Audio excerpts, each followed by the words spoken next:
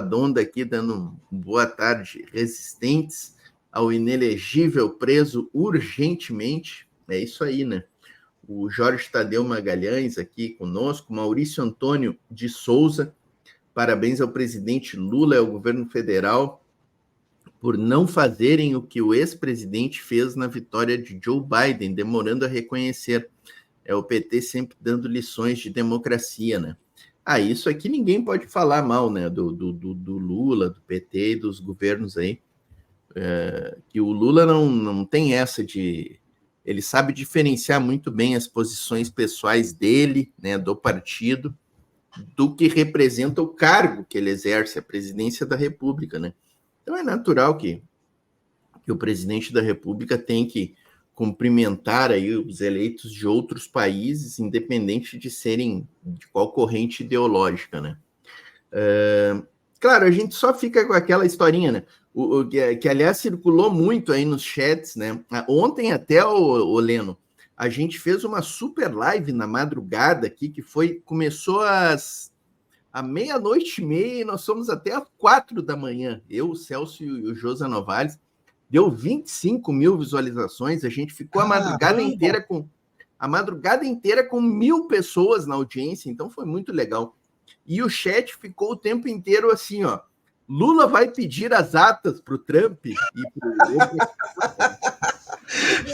Não, aí realmente você toca num assunto aí que é fundamental, né, para a nossa programação de hoje à tarde, que foi montada pelo nosso querido Gilbert Martins, que é justamente essa questão da necessidade, né? Isso aqui é algo realmente muito importante de se dizer, da busca de se aparar as arestas e de uma reaproximação com a Venezuela, né? Da unidade dos países da América Latina, né? Então, a gente está num contexto assim muito desfavorável, na minha opinião, mas que, por outro lado, é uma oportunidade, primeiro, para nossa diplomacia se deslocar, sair de cima do muro e se deslocar para atender, de fato, os nossos interesses e da América Latina, que é o nosso terreno de relações, de construções geopolíticas, de amadurecimento e de fortaleza contra o Império do Norte, que, obviamente, agora vai mais do que nunca querer olhar para nós e nos tratar como se fosse extensão do seu quintal. Tu concorda comigo, Luiz Portinho? Com certeza, e até isso que tu falou está exatamente na linha do que eu venho preconizando desde ontem à noite. Aí, antes da gente saber da vitória do Trump, eu já estava dizendo isso aí. Olha, uma das consequências de uma possível vitória do Trump, e agora com a vitória confirmada, né? Uma das consequências naturais é o fortalecimento da luta anti-imperialista, da luta pelo surgimento efetivo de um mundo multipolar, né? Eu sou daqueles que ainda acredito que a gente ainda não vive no mundo multipolar. A gente está naquele meio caminho, né? Que o mundo unipolar, totalmente dominado pelo poder estadunidense, já acabou. Na minha visão, já acabou, mas ainda não surgiu o mundo, a nova ordem, digamos assim, multipolar, né? E ela está aí batendo na nossa porta. Os BRICS são o grande caminho nesse sentido, a Rota da Seda, né? Capitaneada aí pela China, né? São as grandes iniciativas que vão levar a essa nova ordem, né? E também a questão, dentro dos BRICS, da construção de um novo padrão financeiro, né, para que a gente abandone o dólar. Esse é o golpe de misericórdia no imperialismo estadunidense, o fim da supremacia do dólar, né? Então, assim, eu vou nessa linha de que a eleição do Trump ela fortalece e acelera essa questão do surgimento dessa nova ordem multipolar. E para nós outros, acá em América Latina, eu acho que é inadiável o processo, acelerar no processo de integração, acelerar nesse processo de aproximação do Brasil com Venezuela, com Colômbia, com Chile e até com a Argentina. Vai ser difícil agora, com o Milei ocupando lá a Casa Rosada, mas sim, o Lula tem que se aproximar das outras instituições argentinas, do empresariado argentino, porque uma coisa é o presidente do país, outra coisa são os poderes nominantes, a burguesia argentina, o latifúndio argentino, todos esses têm interesse num bom relacionamento com o Brasil. Então, eu tenho certeza que o governo brasileiro vai levar adiante essa aproximação até da Argentina, né? Bom, exatamente isso. É por isso que eu coloco para você aí esse primeiro aspecto, né, que é apontado aí pelo Reinaldo, né, Reinaldo, o nome dele, Reinaldo, José Reinaldo Carvalho. Eu tenho assistido muito Reinaldo, né, no Brasil 247 pela manhã, e ele tem se revelado um excelente analista, um analista de geopolítica, né, e especialmente aqui para o bloco, né, do continente americano, na América Latina, e a sua relação, ou a relação do Império com a América Latina. E uma das preocupações que ele aponta é justamente o endurecimento estadunidense, ou seja,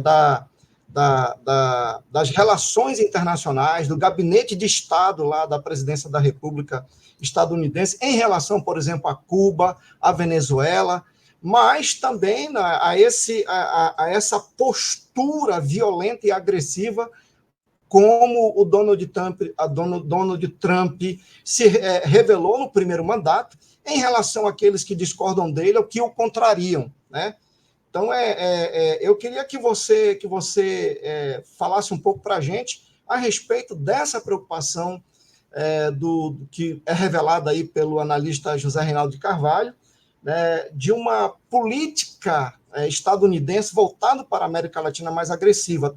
Eu acredito que você tenha dado uma olhada aí nessa nota do Brasil 247, e eu queria te ouvir sobre isso. Eu acho que esse é o momento da diplomacia brasileira, volto a dizer mais uma vez, é a minha preocupação, sabe, Portinho? Descer de cima do muro e procurar os países da América Latina para fazer estabelecer uma unidade orgânica para poder, então, se relacionar com o Império, estreitando laços. Eu acho que esse é o momento, inclusive, de pensar melhor, de se refletir melhor e construir laços mais profundos com os países da Rota da Seda. Eu não sei se tu concorda comigo. Dois aspectos. Um aspecto mais relacionado aí a Cuba e a Venezuela, mas também tem Nicarágua, né? Tem o próprio Brasil, que nunca aceitou em Lula, com Lula 1, Lula 2, Dilma e agora Lula 3, ser vassalo estadunidense, e em razão disso também de uma possível política, né, de arroxo nas relações de importação e exportação Brasil-Estados Unidos, o Brasil procurar realmente outros parceiros dentro aí da conjuntura da Rota da Seda. Eu queria te ouvir sobre isso. Não, isso, como eu vinha dizendo, é uma questão inevitável, né, o Leno, tanto pela essa política externa mais agressiva do imperialismo estadunidense em relação aos nossos países da América Latina, como também pela própria política econômica do governo republicano, né? Tradicionalmente, os governos republicanos, qual é a característica deles na economia? Fechar a economia estadunidense, proteger a economia, fazer políticas tarifárias e alfandegárias protetivas. O que quer dizer isso? Eles restringem o mercado estadunidense para produtos de outros países. Então, é bem provável que na balança comercial Brasil e Estados Unidos, por exemplo, os nossos empresários tenham alguma dificuldade para exportar os nossos produtos para os Estados Unidos. Isso é péssimo, né, Portinho? É ruim, tá, gente? É ruim. Mas isso abre uma excelente oportunidade para que a gente busque outros mercados. E que outros mercados seriam esses? Seriam exatamente os mercados dos nossos parceiros dos BRICS, Rússia, Índia, China, aumentar ainda mais o nosso comércio para a China. Para quem não sabe, a China hoje é o nosso grande parceiro comercial, não é os Estados Unidos, não é. Então, assim, além dos BRICS, obviamente, aqui na América Latina. Quais são os produtos que a gente vende para os Estados Unidos, Leno? Café, soja, petróleo cru e, se não me falha a memória, maquinários, indústria existem algumas indústrias de maquinário e essas são as que vão perder mais no imediato para os Estados Unidos, né? A gente pode tranquilamente abrir novos mercados para esses produtos. Eu tenho certeza que a China, por exemplo, comprará toda a soja que a gente vende para os Estados Unidos, porque a China tem uma demanda de commodities agrícolas que é interminável. Eles compram o que tiver, eles compram. Esses maquinários, por exemplo, nós já não vamos vender para a China, não vamos vender para a Europa, mas nós vamos vender aqui para os nossos vizinhos, para a Venezuela, para a Argentina, para o Colômbia, para o Chile. Então, nós precisamos estreitar essas relações para que esses mercados estejam abertos para nós. E na mesma linha, na linha inversa, os produtos que nós compramos dos Estados Unidos, nós temos que ordenar essa política de compras para outros países. Nós temos que comprar da China, da Rússia, de outros mercados aí que estão abertos, né, Helena? Pois é, querido Portinho, é aquilo, né, que a gente vem conversando. Eu acredito que isso, na verdade, é uma oportunidade. Eu tive a felicidade ontem de ouvir o Fernando Horta, e parece que ele estava cantando essa pedra, né? Que a gente não poderia querer sonhar que as relações imperialistas dos Estados Unidos iriam mudar se Kamala Harris assumisse a presidência daquele país. Até porque, vamos lá, em relação ao Brasil, por exemplo, em relação aos problemas recentes que a gente vem tendo com os ataques à democracia e ao Estado democrático de direito do nosso país. Quem são os presidentes que estavam no poder, ou o partido, né, que estava no poder nos Estados Unidos durante esses eventos? Então, 2013 para cá, democratas, né, estavam lá, ó, Barack Obama, Joe Biden, né? Então, quer dizer, era essa galera que estava no poder quando, por exemplo, deram um golpe em 2016 em Dilma, Barack Obama chamou Lula de criminoso, quando prenderam o presidente Lula, quem estava no poder eram presidentes filiados ao Partido Democrata. Então, não dá para a gente ter essa ilusão de que os Yankees seriam bonzinhos com a gente se a Kamala ganhasse. Claro, a gente tem aqui uma cisma, uma dificuldade e uma desconfiança de que o bolsonarismo e o Bolsonaro vão tentar se aproveitar da eleição de Trump para causar ainda mais balbúrdia, problema, né? E aí tem uma questão que eu acho que é importante, a gente depois vai discutir sobre isso, mas eu já vou dar um spoiler, que é o seguinte, eu sempre achei muito ruim, né, nesse processo de argaçamento do tecido social, da desconstrução da política no nosso país, do ataque à democracia, quando a justiça foi envolvida nesse processo, justamente em defesa da democracia, como fez o Tribunal, do Supremo Tribunal Federal, de alguns anos para cá, a questão foi fulanizada. A gente vai discutir sobre isso. Né? Então, não era, por exemplo, o Supremo, era o Moraes, né? Era o Alexandre de Moraes. Quer dizer, então isso é muito ruim, porque o que foi atacado foi o Estado brasileiro, né? E não um ministro como pessoa, como sujeito, não é verdade? E a mesma coisa, a defesa não é de um sujeito, mas é da justiça em razão do Estado brasileiro. Então, voltando aqui para essa nossa conversa aqui sobre a questão do protecionismo a respeito dos importados, um problema que nós temos, Portinho, é justamente esse olhar, né, que a burguesia brasileira tem, tanto a burguesia financista, né, que não trabalha e que quer viver de aplicações, quer viver dos juros cobrados pelo Banco Central, né, pela taxa Selic, daí a necessidade deles manterem esses juros elevados, e também o agronegócio, os grandes empresários do agronegócio. Perdi minha linha de raciocínio. Aqui, deixa eu voltar. A gente está falando... Sim, a gente está falando da questão do comércio, da economia, do projeto de um Brasil desenvolvimentista. Então, a gente não pode... O olhar que essa burguesia tem é de o Brasil como sendo um grande fazendão, exportador de matéria-prima, exportador de produtos primários, de commodities, como você já bem falou. Mas está na hora do governo disputar esse Brasil. Está na hora dos ministros do presidente Lula disputarem esse Brasil. Você fala, olha, o Brasil exporta algumas coisas, maquinário, por exemplo. O Brasil exporta ferro bruto.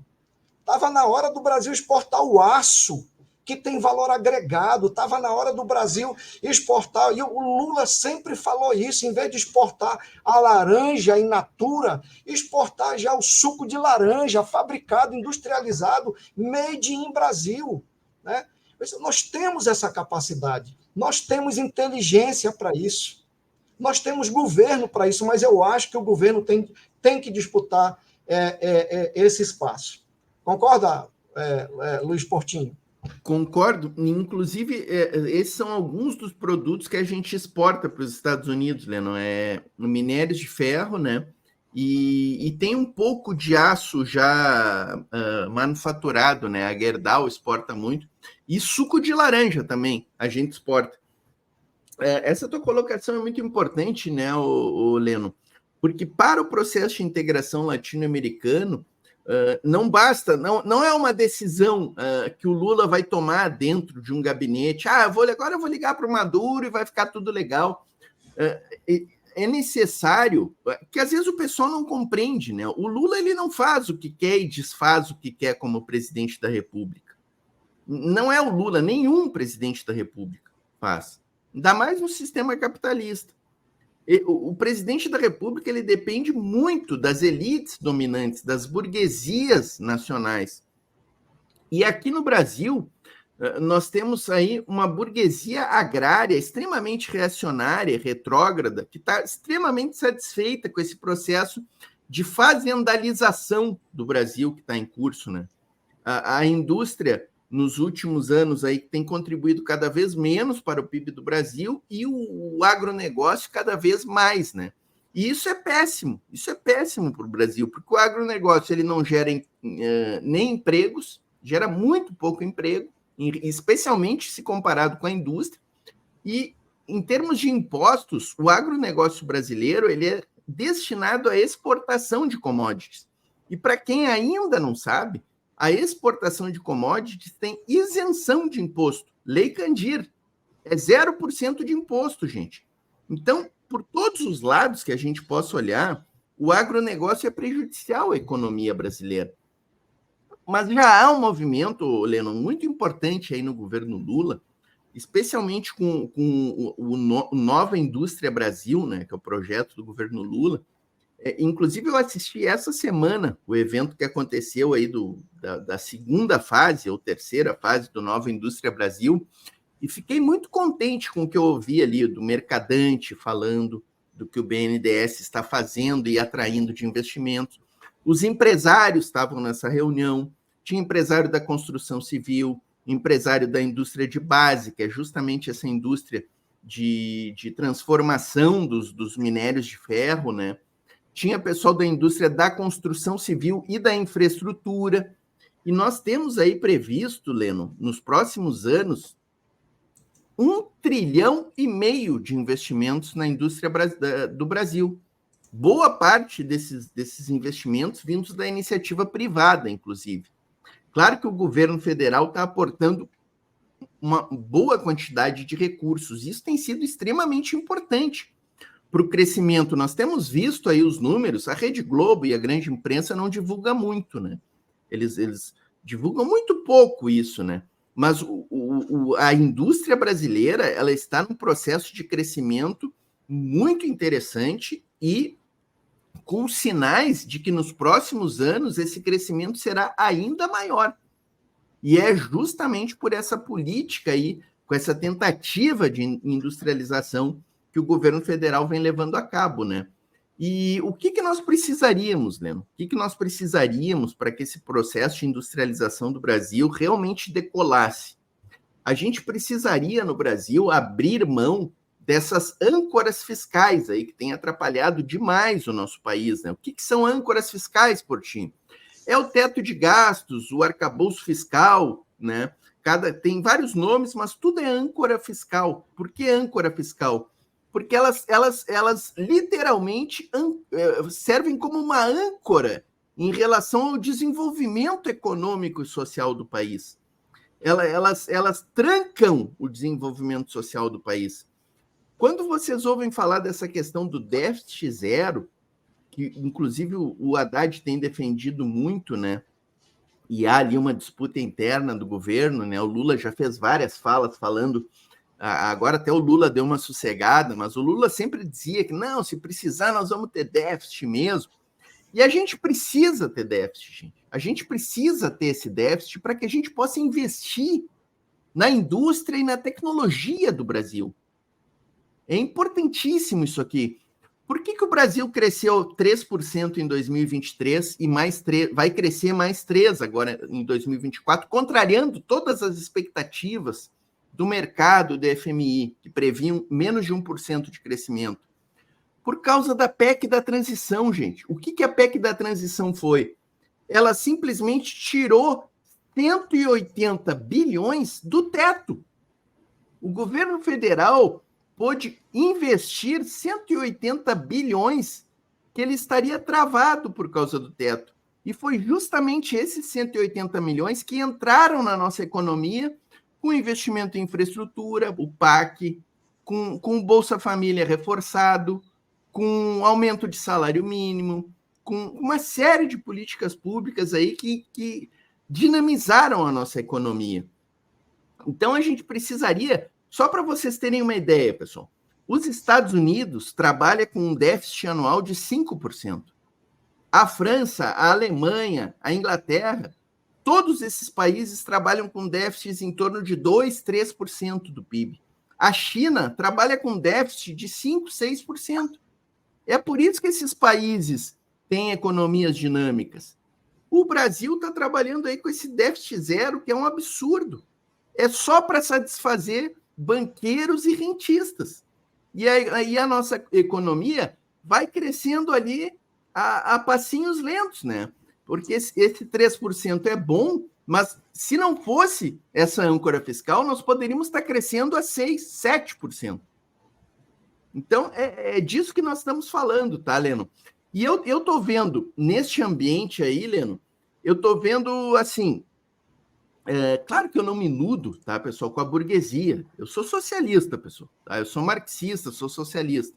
Então, eu não me iludo com a burguesia. Mas que a burguesia industrial está, de certa forma, aliada ao governo Lula e apoiando o governo Lula, porque eles estão quebrando. O Bolsonaro e o Temer quebraram a burguesia industrial brasileira. Então, eles precisam se aliar ao Lula porque eles estão vendo que o Lula é a última esperança deles. Então, eu estou vendo com uma certa satisfação esse quadro aí, esse horizonte para o Brasil aí de industrialização. E tem outro ponto, Leno, importante nessa questão aqui. A saída do Campos Neto do Banco Central e a entrada do Galípolo, que embora eu acho que não vai ser o sonho da gente, tá? Não vai de juros para 4%, 5%, que seria o ideal, mas vai baixar de 10, 11, que é o que está hoje, eu acho que está 10,75, vai baixar para 7, 8%, tá, pessoal? E isso aí já representa bastante coisa e uma boa possibilidade de investimentos para a nossa indústria. Lennon, deixa eu só fechar aqui, ó, nessa questão da América Latina. O Lohan Portillo, ele colocou um comentário interessante aqui. Ó. Eu ia falar exatamente dele agora. Olha, ele está muito antenado aqui, viu, Lohan? se o Trump pode ter um governo semelhante ao do Javier Milei. Assim, ó, Lohan, a ideologia dos dois é a mesma, só que tem uma grande diferença nessa história aqui. O Trump governa o imperialismo, governa o centro do capitalismo. O Milei governa uma colônia do imperialismo. Então, aqui tem uma grande diferença. O Trump faz um governo que, para o imperialismo, é bom, protege o imperialismo, reforça a máquina né, de domínio mundial. Já o Milei está fazendo o serviço para o imperialismo, não para reforçar a Argentina. Então tem uma grande... Eles são idênticos na ideologia e na forma de ver o mundo, mas para os seus países eles são completamente diferentes. Completamente diferentes. Um é gestor, o outro é lambibotas.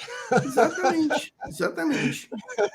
Um é empresário, se tornou presidente pela segunda vez agora, mas tem o sonho americano correndo nas veias. E, pelo menos em nome do sonho americano, ele vai defender o país dele, a economia interna, né, vai tentar impor as regras do país dele para o restante do mundo a qualquer preço.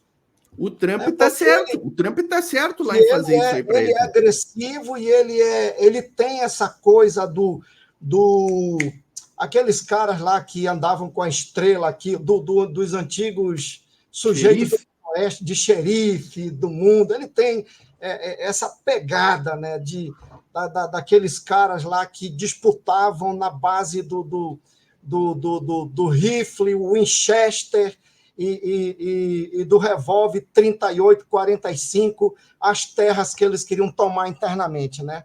Quando eles estavam no processo de colonização. Foi desse jeito, né? E eles tentam exportar isso para o restante do mundo. Agora, o problema é que as nossas burguesias e gente como Milei são patriotas de Araque.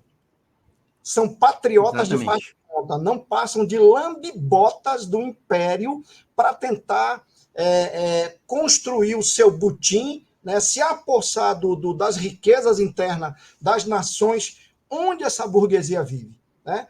E os seus funcionários, como Milei, obviamente, têm que obedecer a essa ordem e estar alinhados com esse tipo de visão de mundo e de visão de país, né? Que de amor à pátria, de patriotismo não tem nada, né? Patriotas de Araque. Vamos um registro aqui, ó. Eu acho que é muito importante esse caso aqui da gente trazer para o nosso público essa comparação, né? O Milei, ele é um gerente do Trump na Argentina. Ele vai fazer tudo que o Trump mandar ali na Argentina para transformar a Argentina num grande fazendão. Isso já está acontecendo. A indústria da Argentina está numa quebradeira fantástica, fantástica. Ao contrário de nós aqui do Brasil. Ninguém pode dizer que o Lula é um gerente do imperialismo estadunidense. O Bolsonaro era. O Bolsonaro era um gerente das políticas imperialistas aqui no Brasil, que até bater continência batia para a bandeira estadunidense. Cantava o hino. O Lula, ao contrário, está trabalhando fortemente na linha do que eu coloquei aqui, gente, para reindustrializar o Brasil. O Lula está querendo que o Brasil deixe de ser o fazendão, que hoje o Brasil é um fazendão, a gente precisa admitir isso, gente. A gente é quase um fazendão, a gente ainda tem um resquício de indústria, tá? E o Lula está trabalhando fortemente para reindustrializar o Brasil. E isso representa exatamente o contrário do que o Milei está fazendo na Argentina e o contrário do que os Estados Unidos querem para nós. Então é muito importante a gente sempre traçar essa diferença do que representa Milei e Lula em cada cenário que a gente analise, para ficar bem claro a diferença desses governos aí.